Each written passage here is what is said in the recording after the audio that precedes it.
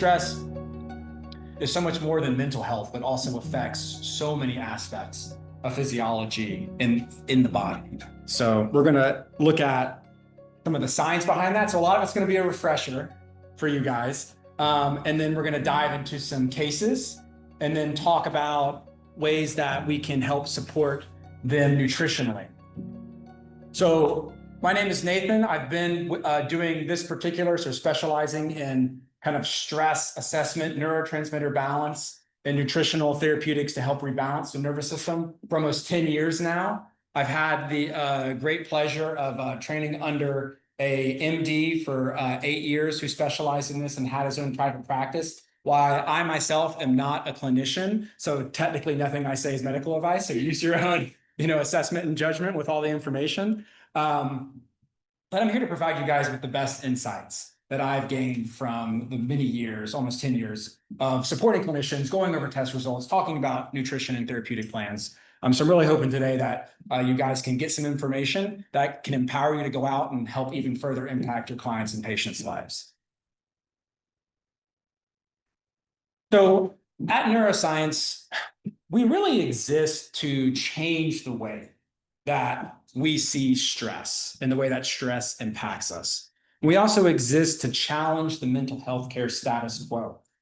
We believe that our bodies are not isolated, siloed systems, that aren't talking to each other. It's like, no, we believe that the body is interconnected through this complex communication system, and that the nervous system is the superhighway of this system that drives it all. Nothing happens in the body without the nervous system.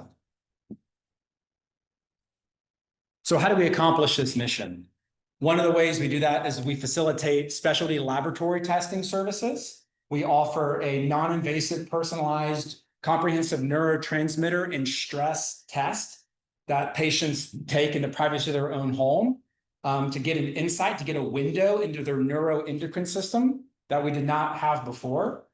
And then we can use that data as well as questionnaire and wellness data that the patients give us about symptoms that they're experiencing.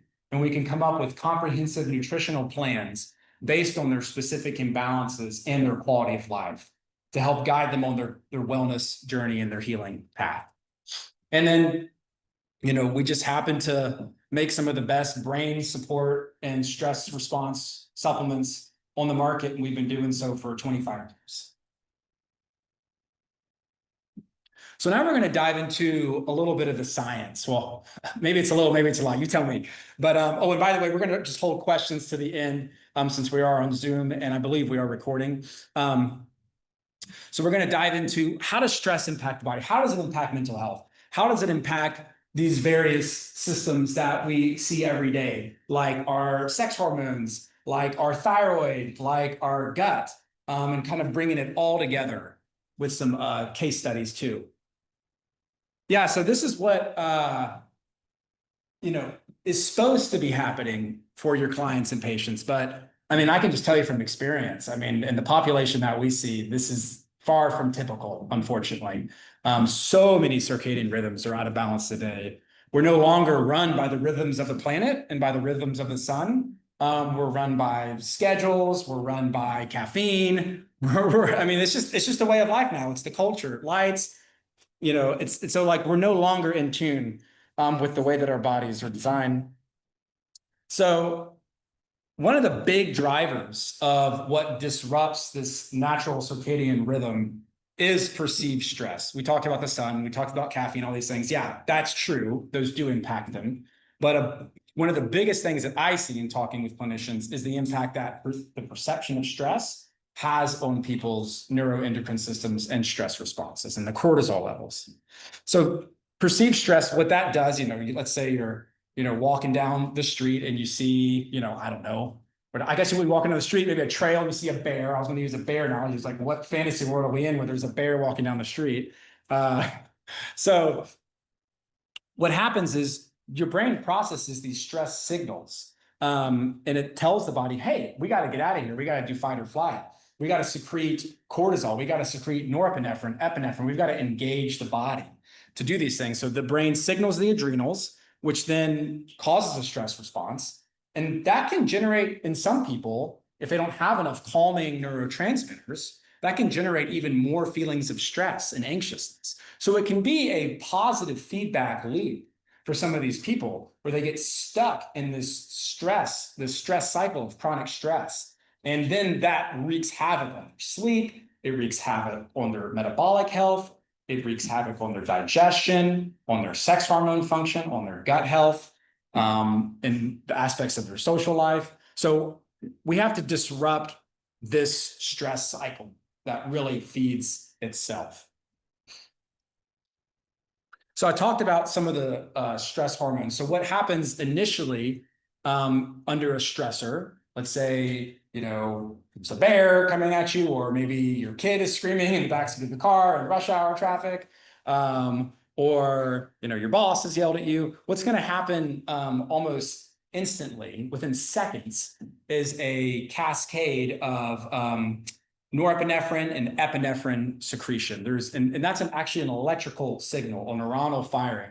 It's called the sympathomedullary pathway. Within seconds, your body's gonna get a huge release in norepinephrine and epinephrine. And that's to initially mobilize the body to prepare you to meet that stressor, which we all need in our day-to-day.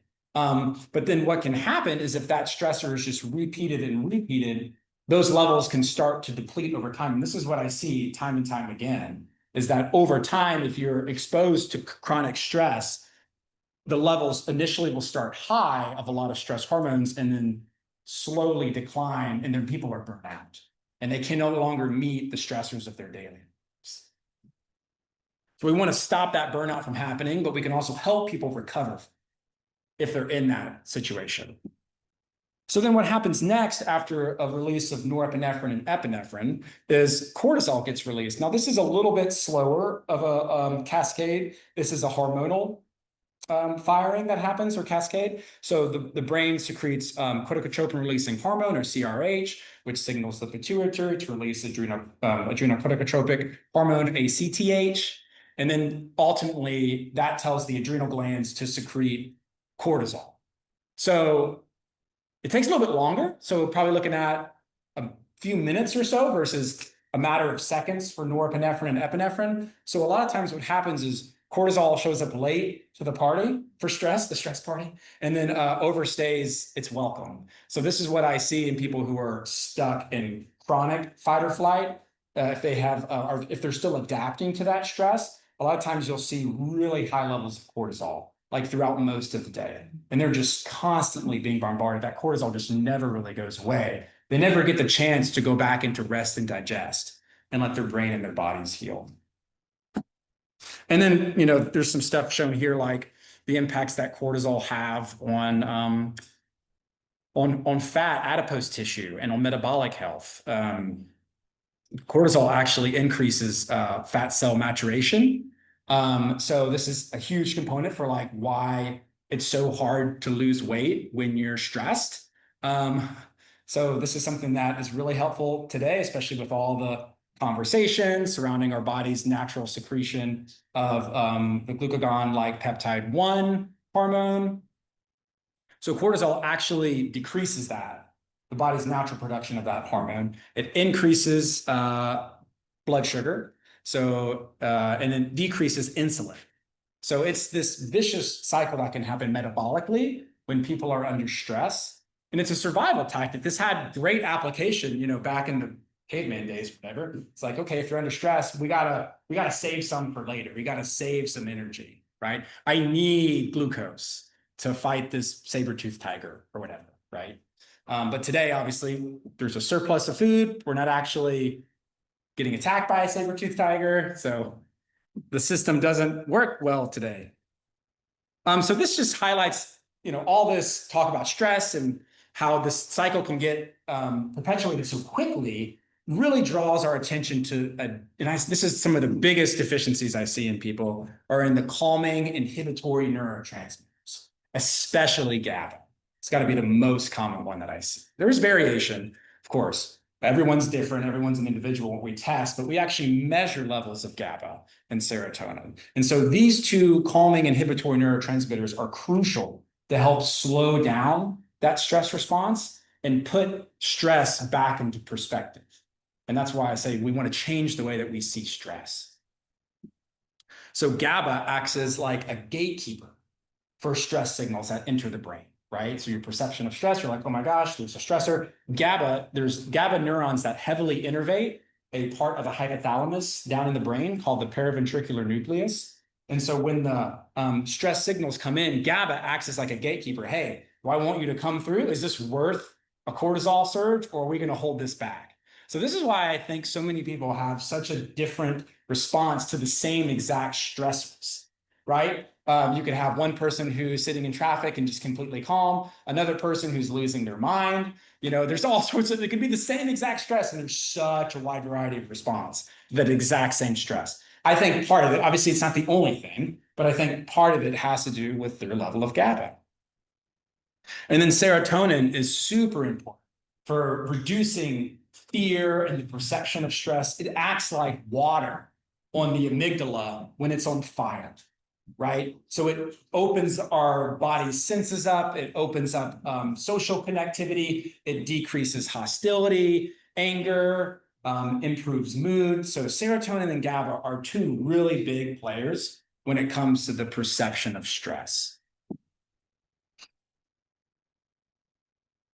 And so, like I alluded to earlier, what stress does, it doesn't just disrupt our mental health, but it also disrupts our physical health. And this is something I think we all know, but I feel like it's easy sometimes in the industry when there's things that are trending and, really cool, and that's great. Gut health is super important. We should focus on probiotics and, we should do gut restoration healing. But unless we've got our stress under control and our neurotransmitter balance, I mean, I hate to say it, but sometimes it's like building a sandcastle and then, doing all this time and energy into doing a gut protocol. And then once the stress rolls in, the waves of stress, it's like washing that away. And we'll talk about why that can happen sometimes for some people.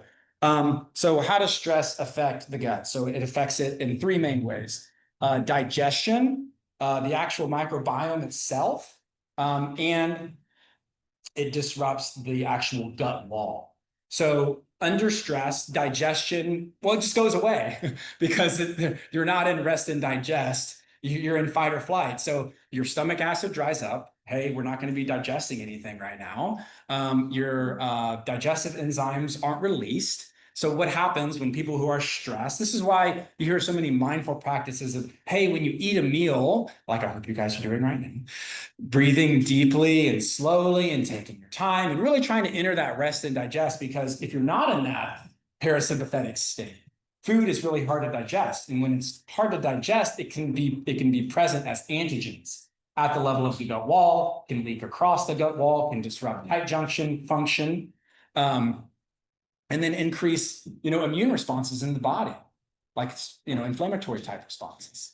So digestion, just it goes away under stress. The microbiome, stress has actually been shown to affect the balance of certain gut bugs within the gut itself and also within the lining of the gut. And I actually recall seeing one study that looked at one of the bad bugs. I think it was E. coli. They exposed stress hormones to it, and they found that it increased that level of bacteria 10,000-fold when they were exposed to stress hormones. So the bad bugs become more present, the good bugs get suppressed. Yeah, right? So yeah, microbiome balance, really tough if you don't have your neurotransmitters and your stress response under control. And then the gut wall. So there's actually glucocorticoid receptors on the cells of the gut wall. And when it binds to that, it actually acts as a loosening on the gut wall. So if you have high cortisol, increases the likelihood of leaky gut. And again, cortisol is not cortisol. And this is where I feel like the neurotransmitter piece adds such an important component to your standard cortisol diurnal pattern profile, because we're actually seeing, okay, how are the neurotransmitters impacting? Because the neurotransmitters are huge regulators of your HPA axis output. Yeah, I kind of talked about this already. Okay. Yeah, so the nervous system is the voice of the body. And so let's listen to that voice together to help improve your patients and your clients' quality of life and give them lasting health. So yeah, why we test, every body is unique. You could have the same person, same two people have anxiousness, poor sleep, the same sort of symptom profile, but yet their balance of neurotransmitters is completely different. And I see this all the time. So it's really important to test to see what is your neuroendocrine system doing, not what, the statistics tell us or this, but like what is happening in your body specifically. And so, yeah, this is a picture of the kit. It's a friendly, non-invasive test that they collect in the privacy of their own home. It's a urine and saliva samples. One kit does all the different test profiles that we do. So there's options.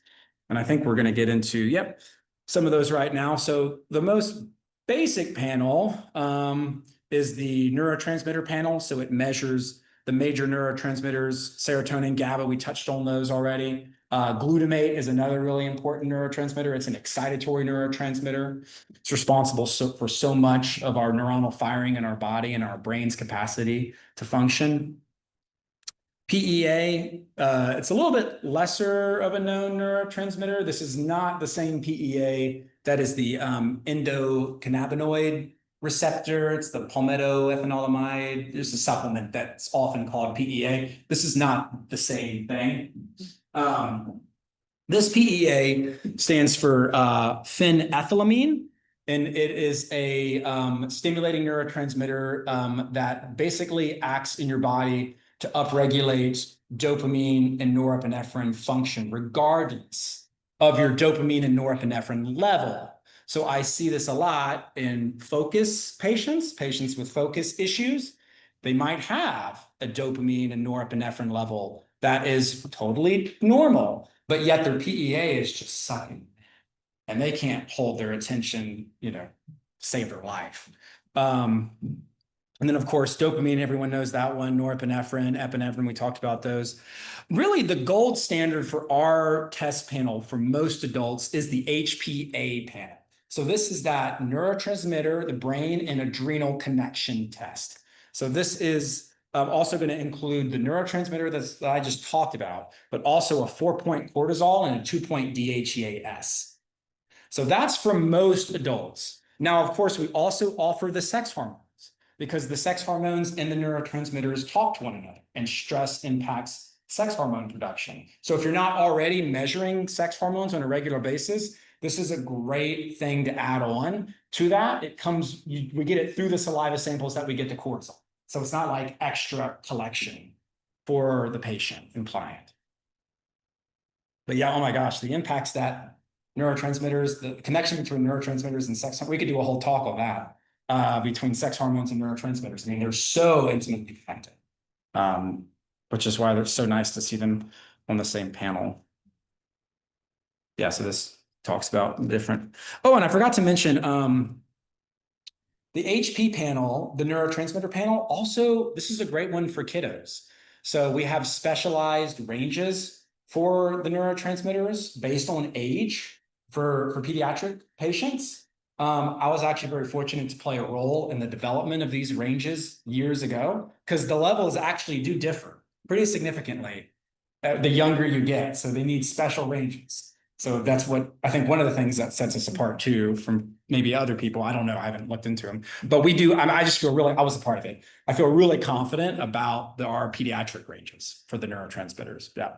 Ages 2 to 15 for those. So the HP, I kind of think of the HP as like just the neurotransmitters, kids, HPA, adults, and then if you want to add on the sex hormones, great. So yeah, now we're going to look at some actual patient samples. Stacy, I'm so sorry if my IT skills fail us again. To try to share. some sample reports. Can you guys see that on Zoom? Looks good, Nathan. Well, we can't see it on our, oh my goodness. Let's see. I don't think they're the same ones, Lori. I looked at them.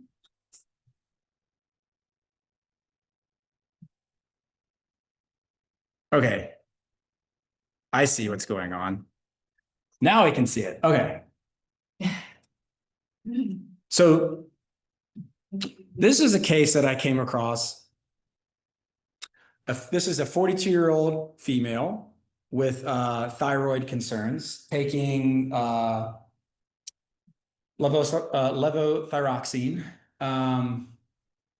Symptom presentation: anxiousness, fatigue, low mood, abdominal weight concerns, headaches, night sweats, feeling shaky between meals, so perhaps some hypoglycemic, imbalance.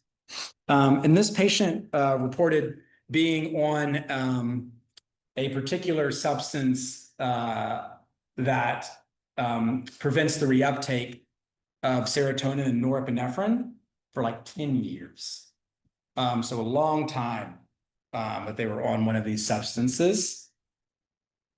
And you can see out of, this is just shows the level of depletion in this particular patient, that the norepinephrine and the serotonin levels are the only two out of the low neurotransmitters.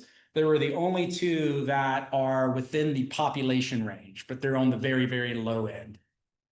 So these would be, the levels that, a traditional doctor, if this test was ordered through Quest or LabCorp or something, they'd say, oh yeah, your serotonin and your norepinephrine, they're within range, but they're like right on the edge of the cliff. It's like when they tell you your vitamin D is normal when it's 31, it's like, I don't think so. So yeah, it's just the serotonin and norepinephrine are just barely hanging on.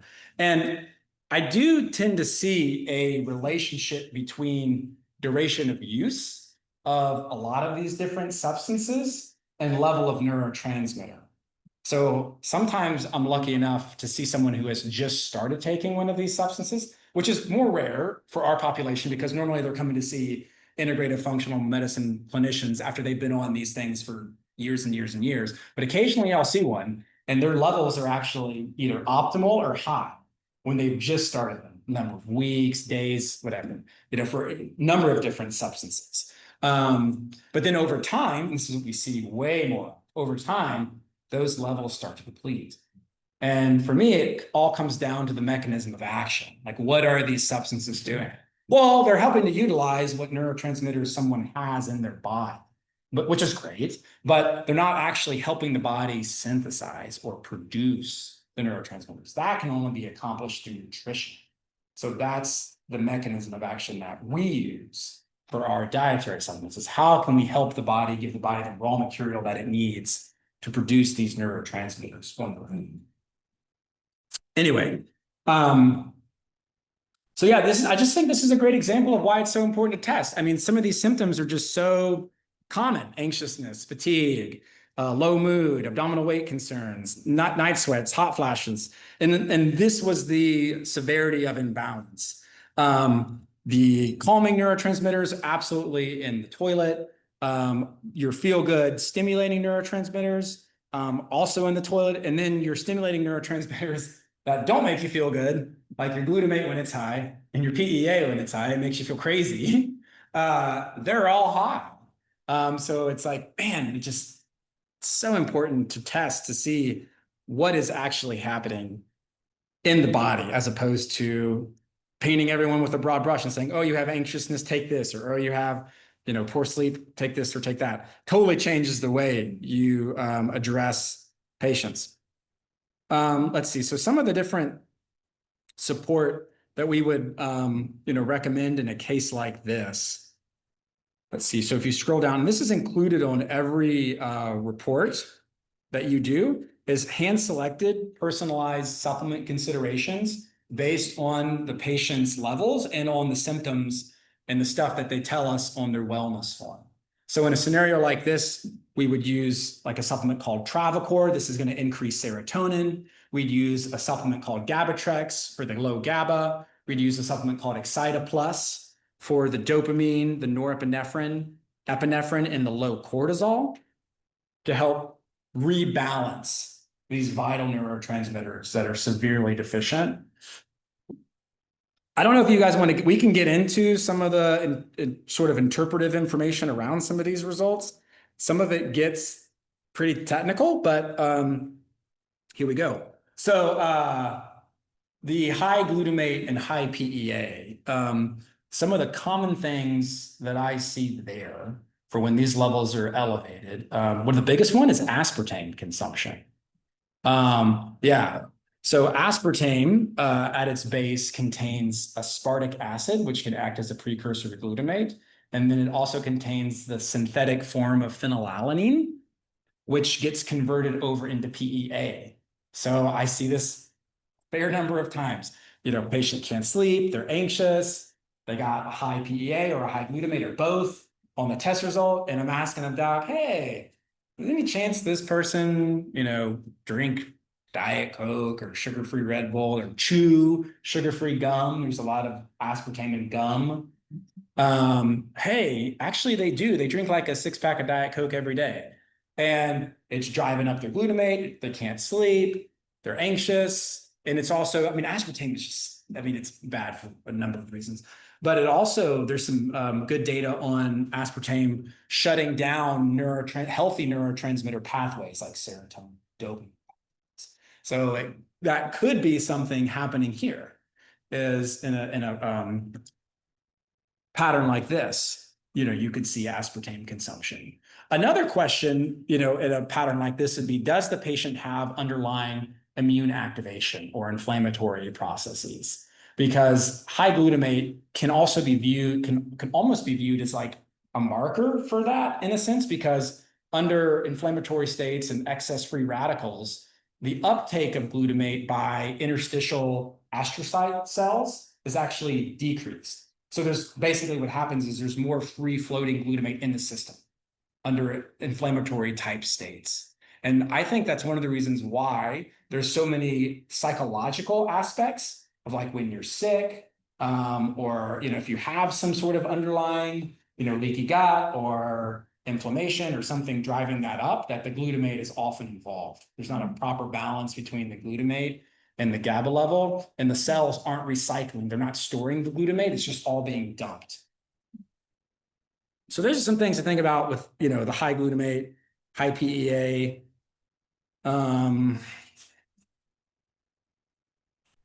GABA and glutamate. Yeah. That balance is super important. I'll actually jump to that next. So another thing happening on these test results could be that the person does not have enough vitamin B6. So they could have a vitamin B6 deficiency in a test like this, where we're seeing the glutamate levels so much higher than the GABA level. So glutamate actually produces GABA. This is one of the fascinating things about the body, the homeostasis that it maintains. Polar opposite ends of the spectrum as far as what these neurotransmitters do, but they come from the same biochemical process. So you need vitamin B6 to convert glutamate into GABA. So a pattern like this, they could have low vitamin B6 because that enzyme that makes that conversion requires it. So is there anything else there?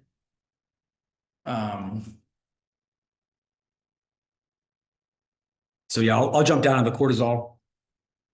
So yeah, the patient mentioned like some stress, some anxiousness, some hypoglycemic concerns potentially. So your stress hormones, cortisol, norepinephrine, epinephrine are really important for maintaining a proper blood sugar balance in the body, like under a stressful situation. This has great survival and adaptation value. If you're being chased by, a tiger across the desert, it's like, man, I need glucose and I'm not going to stop for a snack, right? So like, these stress hormones are going to go to your stored glycogen and it's going to break it down. And it's going to flood the body with glucose to give your muscles and your brain the energy that it needs to get out of that situation. But what can happen under repeated stress is that that process becomes run down. And then, and this is what could be happening here, is if someone constantly, this is why I get concerned sometimes for some people, depending on the health of their adrenals, when they do a lot of fasting or intermittent fasting, because that puts a strain on the HPA axis, because that demands, hey, I need more cortisol to sustain, because you're going to have blood, you would die. You would literally die if you didn't. This is why people with Addison's disease, it's a life-threatening condition. They have to take their hydrocortisone replacement because they'll go into hypoglycemic shock, right? If they don't. So what can happen if you constantly expose yourself to low blood sugar states, that puts an extra strain on your adrenals over time. That strain wears down that stress axis. This is the common theme that I see for so many people, is that things can start high, and then if they continue to be exposed to those stressors, they go really low. So we kind of find out where people are and then try to help support them depending on what stage they're in. Okay. Yeah.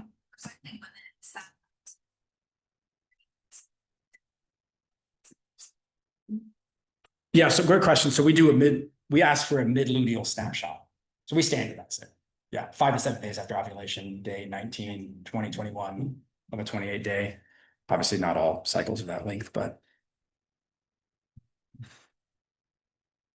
Okay, so the next case example, this is an interesting one. This is a 17-year-old male. And he reported high amounts of cannabis use. And high amounts of caffeine use, extremely high, like 7 caffeinated beverages a day. And these are the kinds of levels that you can see with these sorts of high substance use presentations.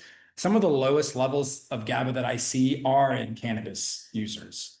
Cannabis targets, and I'm not necessarily anti any of these. I love caffeine, right? But it's like there's a neurotransmitter economy that we're not aware of, that when you use these substances, you are spending your neurotransmitters. So it's like, let's just make sure we have enough neurotransmitters in the bank, right? If you're going to spend your serotonin, super. You're going to spend your GABA, great. Let's just make sure that you have enough so you don't get depleted and become dependent on caffeine and these substances. Because that's what happens. People don't know. They're just looking for something to feel better, right? They can't sleep or they're low energy. And it's like they just go to what's widely available. It's not like you can go down the corner and get Travacor or get a Tintrex or, these things to help. It's like they're just doing what's available, what they know. And what happens is they're just spending on credit, and then they rack up their debt, and then suddenly they're no longer getting that same effect, and they're stuck, feeling really bad, drinking 7 caffeinated beverages a day.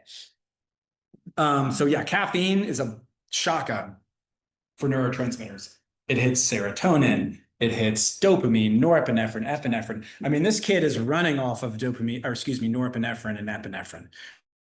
They're the only 2 neurotransmitters that are kind of hanging in there. But look at the cortisol too. So this person's in fight or flight, and their feel-good neurotransmitters are in the toilet, right?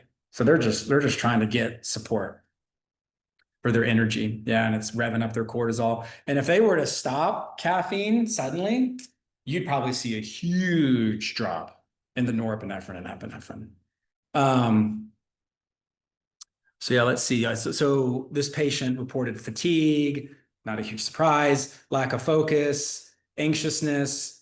And these are the kinds of supplements that we would, on page 4, think about for this young man. Would be some serotonin support, GABA support, get him feeling calm again, disrupt this stress cycle that we talked about earlier, this perception of stress, that the caffeine is probably not helping at that level.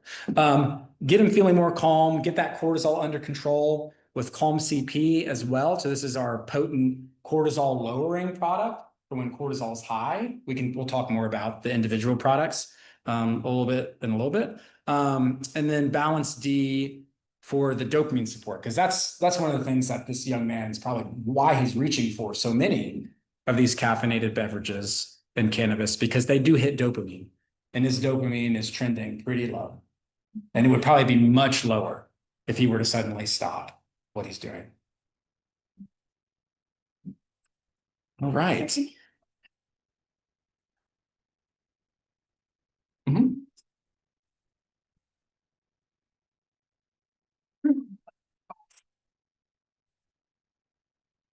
Yeah. Correct.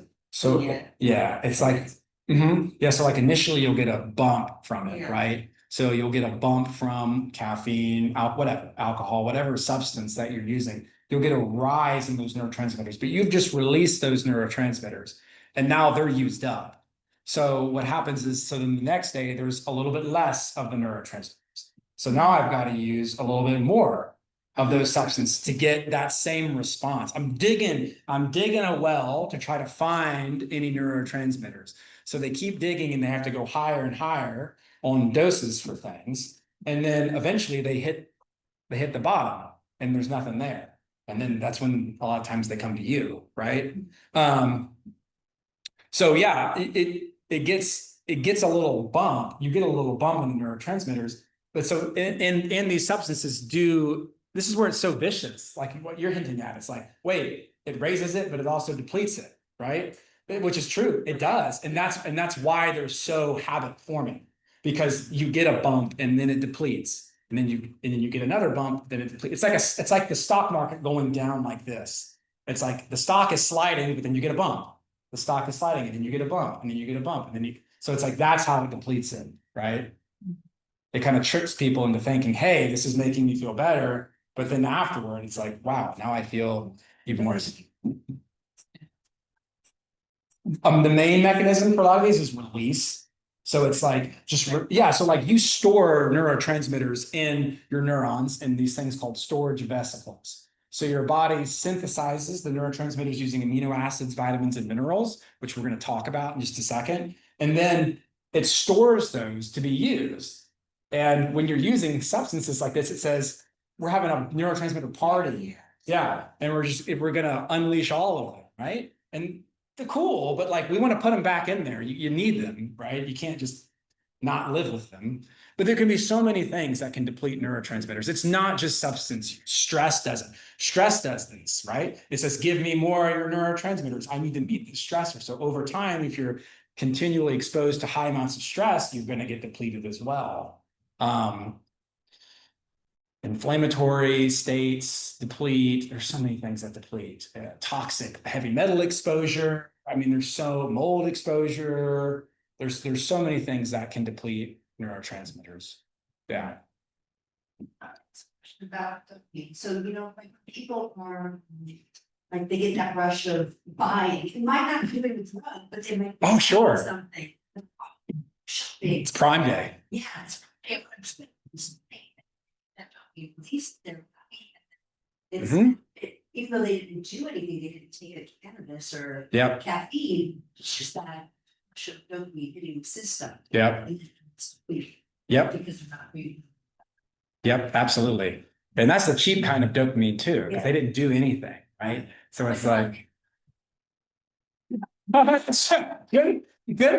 point. And touche. It's not cheap.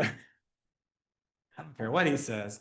No, that's great. Yeah, so now we'll look at some of the ways that we can help the body restore balance. Once we figured out, hey, here's the imbalances that someone has, how can we then go in and address them from a nutritional perspective? So we primarily use vitamins and minerals, amino acids, and botanicals in our formulas. And this is just an example kind of using that stress cycle of ways that we can insert GABA support using ingredients like lemon balm, ashwagandha, taurine. This is our alpha GABA product, so you don't have to write this down necessarily, to disrupt this stress cycle. And then this is a great little cheat sheet. And if Lori doesn't have copies, I'm sure she can send them to you. Okay, they're in everyone's folders. Great. This is a great cheat sheet, a product cheat sheet that tells you which products target which biomarkers. So if you get a test result, obviously you can call and schedule an appointment to go over the test results and talk about supplements. with myself. I'm a part of the scientific wellness advisory team. We have other members as well. We have a chiropractic doctor on staff too, who does consultations. But this is a great little cheat sheet to tell you, here's how you can impact biomarkers and at what strength. So like the more arrows pointing up or down means it's stronger at lowering or raising that neurotransmitter or cortisol. Okay, so the first product that we looked at on the case was Travacor. So this is our main serotonin increasing supplement. So it's designed to help the body produce and synthesize serotonin. So it utilizes the two main ingredients is the 5-hydroxytryptophan and the vitamin B6 to help the body produce and synthesize serotonin. But then we also have these other crucial vitamins and minerals that play an ancillary role in helping with with serotonin synthesis and function as well. This is an amazing formula. I take it myself. We have found that after 2 weeks of using Travacor and increasing serotonin, I mean, of course, you don't know how much it was increased unless you retest, but you are increasing it. But that's why retesting is really important. You don't have to, but you're definitely going to get the most insights in for the patient's wellness journey. But so after 2 weeks, we found that sadness and low mood and anger and hostility was significantly reduced using the Travacor. And I can speak from experience. If I've had a tough day and then, oh man, my wife's had a tough day too, and then I need to show up and be present and open and emotional, man, some Travacor really helps get you out of that stress engagement. Oh man, it really opens you up socially, I have found too, just personally, the serotonin.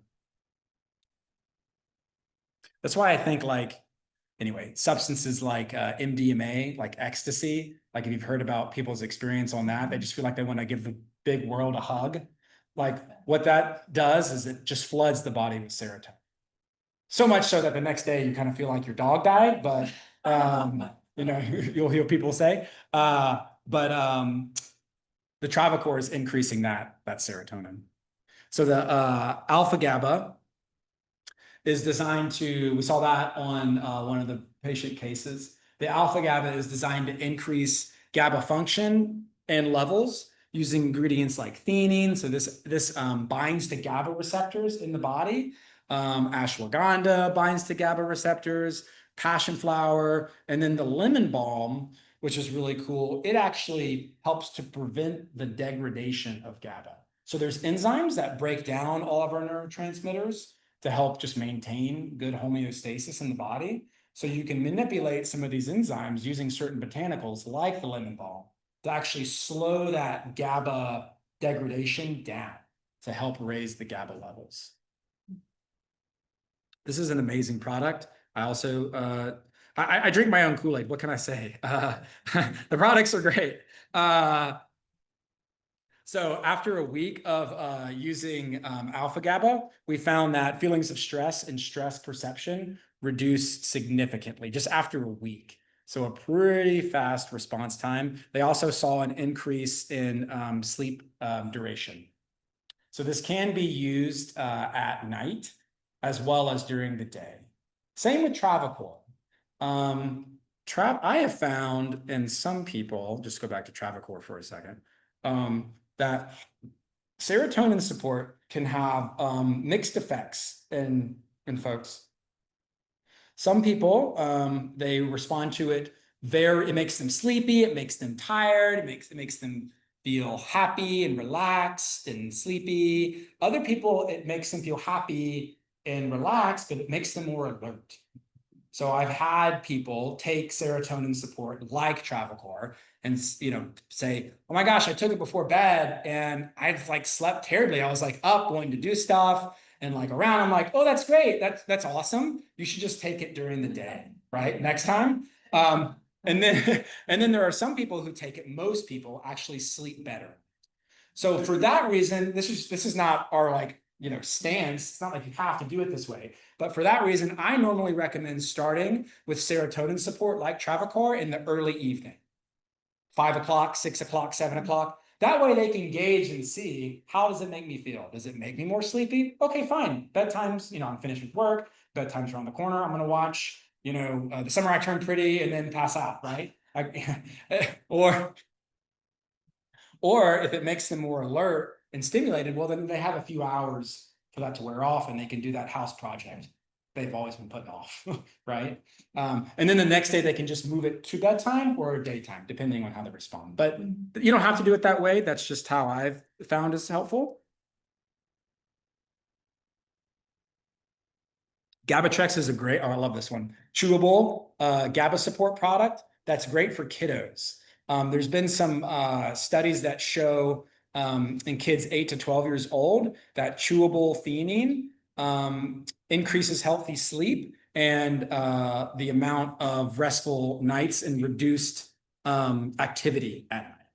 And in adults, a single serving of 200 milligrams reduces feelings of stress under mental strain. So it helps kind of gets a healthy balanced stress response to where you're not overshooting. Sometimes when you have a stress response that's designed to help you get through that stressor, sometimes it overshoots. And then it's like the times when you have too much caffeine, you're like, whoa, like I can see sounds, right? And you're like, this is not helping me. You need to kind of even it out. That's where the Gabatrex can be really helpful too.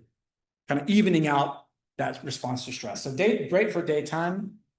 The flavor is amazing. It's actually one of our best-selling products. It's one of our simplest products, but because of the delivery method and the effectiveness, it's one of our best-selling ones. Great flavor. Tastes amazing. Calm CP, this is another one that we looked at for that guy with the high cortisol. This is designed to decrease the body's production of cortisol. So that's why it's called CP, calm cortisol production. So it has a unique mechanism of action compared to a lot of cortisol lowering products out there that are trying to use adaptogens to decrease the HPA axis. That's great, but this goes right to the source of cortisol production. And I really don't see a whole lot else lowering cortisol quite like Calm CP does, like just how quickly and how fast it lowers it.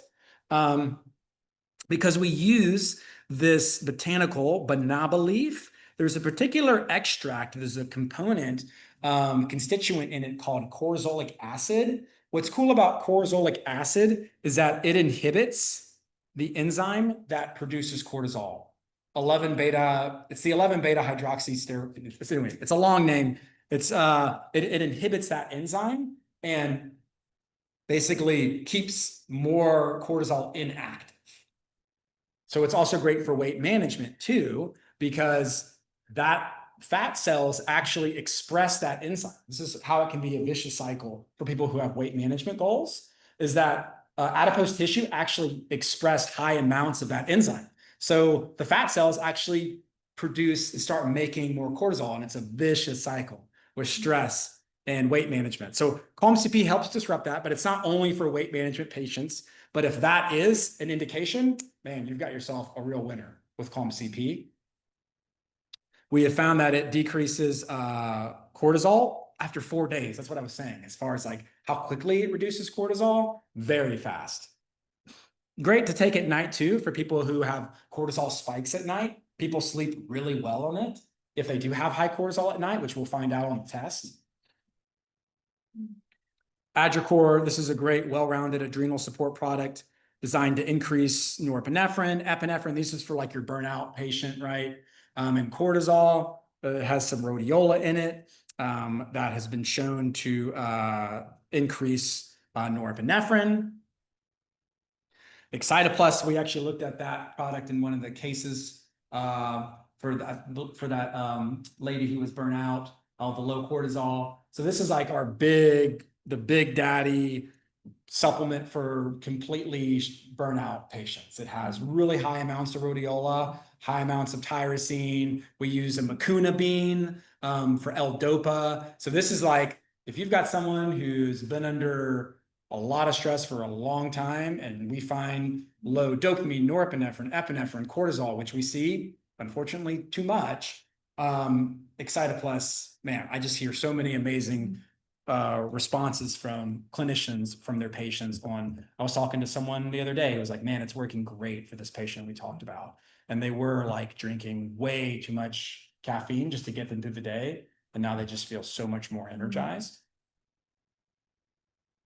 Balance D is more of a targeted dopamine support.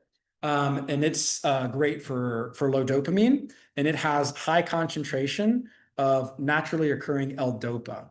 So we use the mucuna, and we use the mucuna conchinchonensis, which is tough to say, versus the versus the mucuna purine bean. So there's different types of mucuna. So the mucuna conchinchonensis has one of the highest naturally occurring L-DOPA standardizations in nature, and 99% L-DOPA, really high amounts. So this is for people who are, they might be apathetic, low mood, symptoms, they don't have any drive, they might have decreased libido. Dopamine is super important for libido. And like people with a focus, attention, decreased working memory, cognitive function, great indications, of course, low dopamine on the test. And, we really try to be comprehensive with our formulas because we understand that when you do something to the body, it affects something else, right? So we use some antioxidants in our dopamine support product because we know that one of the metabolic routes of precursors like L-DOPA produce free radicals like quinones. So we use an N-acetylcysteine in conjunction with the mucuna conchinchonensis to help reduce with some selenium to help reduce the free radical impact. So if you're using, a high potency mucuna product and it's not supporting the antioxidant, that's something to think about. And then I think this is the last one, the Digest DTX that Lori, I saw pass out with lunch. This is an amazing product for people with like food sensitivity issues, helping to break that toxic stress digestion cycle that I talked about in the beginning, to help support mucosal barrier, give them the digestive enzymes. So this is kind of like why you're getting them, but why you're realigning their HPA axis and their neurotransmitters to get them less stressed. This can help act as a stopgap what they're eating their meals, right? As they're healing from that stress so that they can digest their food properly, get the barrier support, improve immune responses. We have curcumin in here, apple cider vinegar, zinc carnosine. This is an amazing, in the price point, I can't remember the price, but when I saw it, I was like, that's crazy. And it's super effective. Even if someone doesn't have food sensitivities or they're not under a lot amount of stress, it's just for normal people. It helps people who, like to eat foods that they love, but don't love them back. So that's great for that use too. Yeah. So when you partner with us to provide care for your patients in your clinic, we offer complimentary calls with our scientific wellness advisory team. This can be over the phone, this can be over Zoom, where we talk about supplements, their mechanism, what might be great for a particular client. We'll go over test results and be there to partner with you every step of the way so that you don't feel like you have to have all of this memorized to be able to go out and apply it in your practice. Yeah, highly recommend. However many, they're completely complimentary, however many you need. We'll sit down over Zoom or on the phone, we'll go over the case and make sure that you feel confident sitting down in front of your patient and going over the results in a comprehensive plan.